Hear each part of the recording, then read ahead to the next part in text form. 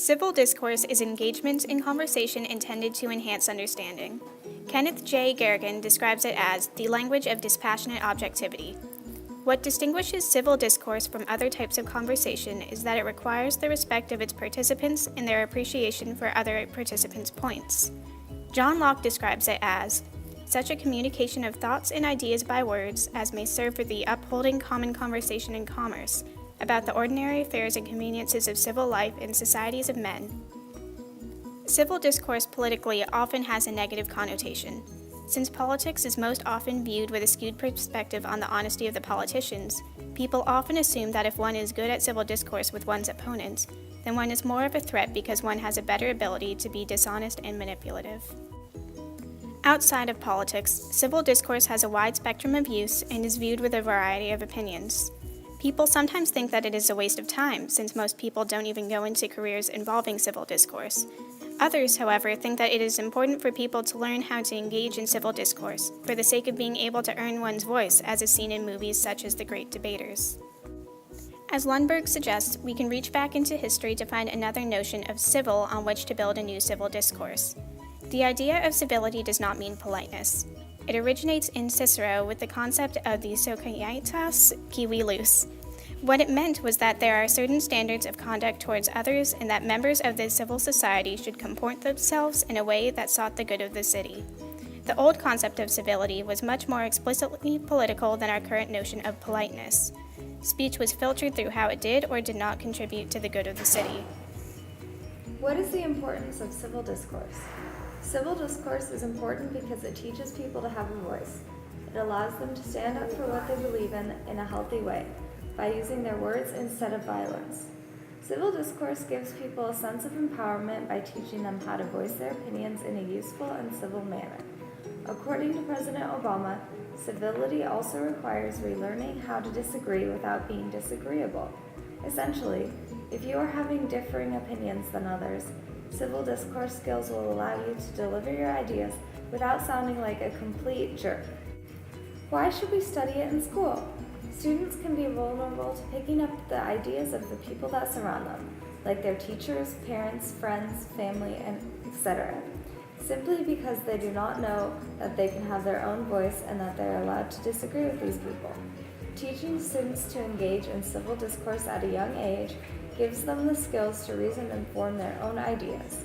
It also gives them the power of an open mind to help them get along with others. What, if anything, needs to change about the way we engage in discourse? Well, we need to promote a more respectful way for students to express their ideas. We don't want yelling matches or food fights. We want engaging discussion with logical reasoning. People need to learn to listen to the viewpoints of others and think rationally about what they are presented. As Obama said, progress doesn't come when we demonize opponents. Progress comes when we open our hearts, when we extend our hands, and when we recognize our common humanity. So what are some good things to do while engaging in civil discourse? 1. Be assertive. You have a point to make, so make it. 2. Be confident. Don't doubt your position or say anything disagreeable with your position. It will weaken your argument and make it harder for you to hold your own against the opposing view. 3. Recognize a person's right to advocate ideas that are different from your own. 4. Look at your point from your opponent's perspective to gain a deeper comprehension. 5. Use civil and helpful, not hurtful language. 6. When unsure of what another person means by what they have said, ask for clarification. 7. In a classroom setting, provide ground rules prior to discussion so that chaos does not ensue. And 8. Listen to the opposing side so that you may understand their opinion. You both are equals. Make sure to remember that. So what shouldn't we do while engaging in civil discourse? Well, 1. Directly attack the opponent. Their view should be treated with respect and appreciation, just like you expect yours to. 2. Go on tangents. You have a topic, so stay on it. 3. Bring in irrelevant anecdotes. Civil discourse is about making society better as a whole. So if you are going to bring in anecdotes, make sure they relate to your topic specifically. 4. Don't read from a script, know your points, and say them passionately. 5. Don't babble and keep to the point. Rather know what you want to say and say it. 6. Don't attempt to impress people. Your purpose is to inform them about your topic, not to make you seem more intelligent or less intelligent than the other. 7. Avoid dismissive words or phrases. Instead, use language that engages and draws the other into your ideas. For example, use phrases such as, "I get your point clearly, though I'm wondering about."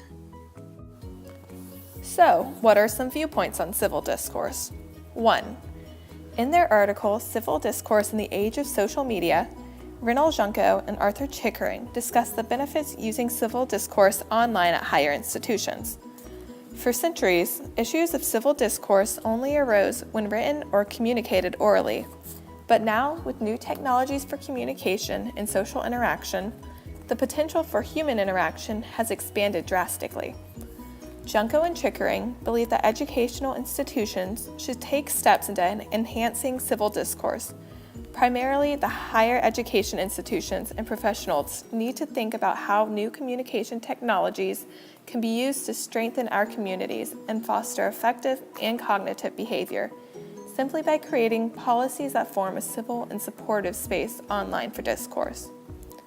Some steps suggested for enhancing civil discourse in higher education includes making a formal institutional commitment to supporting institutional pluralism, recognize the educational value of open sharing and examining diverse views, and to emphasize the importance of respect and civility in a learning environment. Through these things, Junko and Chickering hope to encourage a civil institutional culture that values and respects differences so that students may learn from alternating views. 2. Journalist Peter Joseph Glavitsky spoke of the importance and impact of civil discourse within social media. In an age of social media, he suggests that individual expression has become more visible and ubiquitous than ever before. From posted text to digitally altered images and homemade videos, we are sharing more of our feelings and more of ourselves. Glavitsky insists that social media sharing has the potential to divide or unite us. He believes that active media users would do well to work towards respectful social media conversations in the aftermath of tragedies. Civil discourse online may seem like an impossible task, but it is possible. In the past 5 years, sharing and discourse with social media has grown exponentially. Online conversations are an increasingly part of how we use media in our everyday lives. Through our media conversations, we are encouraged to listen and learn from one another, in the spirit of civil discussion and mutual respect. 3. Jim Leach, a writer at the St. Petersburg Times, expressed his viewpoints regarding the civil discourse and politics in his article, The Need for Civil Discourse and Politics in America. He states, "Little is more important for the world's leading democracy than establishing an ethos of thoughtfulness in the public square. Through civil discourse, those in politics may reflect their emotion as well as the meaning, bringing energy to the actions they support."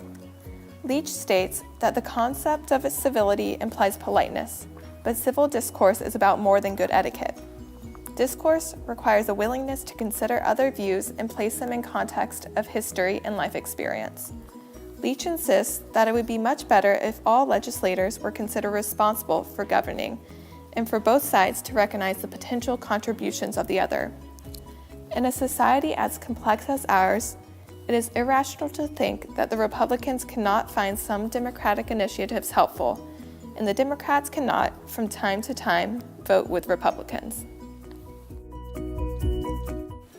Social critic and German novelist Thomas Mann once said, "Democracy is a means of living together despite our differences. Democratic deliberation is an alternative to physical violence. It is predicated on the assumption that it is possible to disagree agreeably, that it's better to laugh than cry, that one can vigorously contest the positions of one's adversary without questioning his or her personal integrity or motivation, and that parties to a debate are entitled to the presumption that their views are legitimate, if not correct."